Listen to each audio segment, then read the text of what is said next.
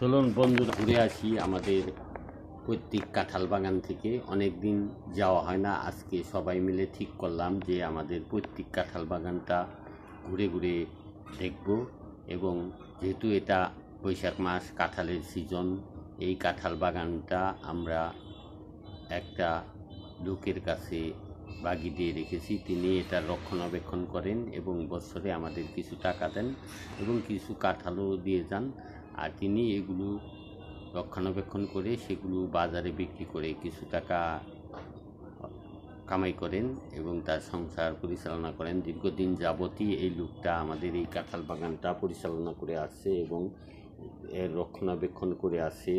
তাই আজকে একটু শখ হলো যে যাই একটু কাঁঠাল বাগানটা দেখে আসি। আমাদের পূর্বের যে গাছগুলো ছিল সেগুলো এখন তেমন একটা কাঁঠাল ধরে না, তাই এগুলো কিন্তু পরবর্তীতে লাগিয়েছিলাম। সেই গাছগুলো আপনারা দেখতে পাচ্ছেন, এটা হাজারি গাছ। এখানে 1000-এর কাছাকাছি কাঁঠাল আসে। এবছরও মোটামুটি খারাপ আসেনি। আপনারা দেখতে পাচ্ছেন পুরো গাছটা ভর্তি কিন্তু কাঁঠাল, নিচে থেকে উপর পর্যন্ত অনেকগুলো কাঁঠালও এটা ধরেছে। এটাকে আমরা হাজারি গাছ বলে থাকি।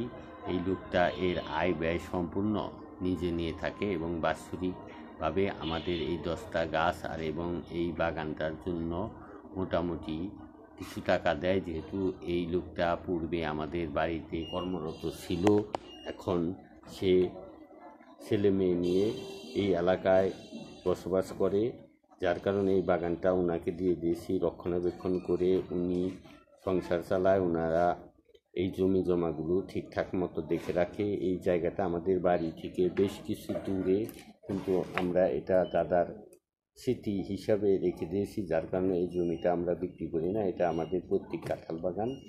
এই কারণে এই লোকটা বলল যে আমি এখানে কিছু শাকসবজি বিভিন্ন কিছু চাষ করে খেয়ে থাকি, চলতে পারবো ভালোভাবে। যেহেতু দীর্ঘদিন উনি ছোটোবেলায় থেকে আমাদের বাড়িতে কর্মরত ছিল, যার কারণেই এই বাগানটা মূলত ওনারকে দিয়েছি রক্ষণাবেক্ষণ করার জন্য। বিনিময়ে উনি বেশ কিছু টাকাও আমাদের বছরে দেয়। এই যে এখানে জায়গার পরিমাণ প্রায় 3 বিঘা। এই 3 বিঘা জমিতে উনি এই কাঁঠালের পাশাপাশি অন্যান্য শাকসবজি যেমন ধরুন কাঁচামরিচ, বেগুন, টমেটো বিভিন্ন কিছু চাষাবাদ করে। পাশেই ওনার বাসা, সেখানে উনি থাকে। আমাদের জন্য এইটুকু সুবিধা, যেহেতু জায়গাটা আমাদের বাড়ি থেকে অনেক দূর, একটা লোকের তদারকিতে না থাকলে জায়গাটা বেদখল হয়ে যেতে পারে। কারণ আপনারা জানেন পৈতৃক সম্পত্তি দীর্ঘদিন পড়ে থাকলে সেখানে অনেকের চোখ লেগে যায়।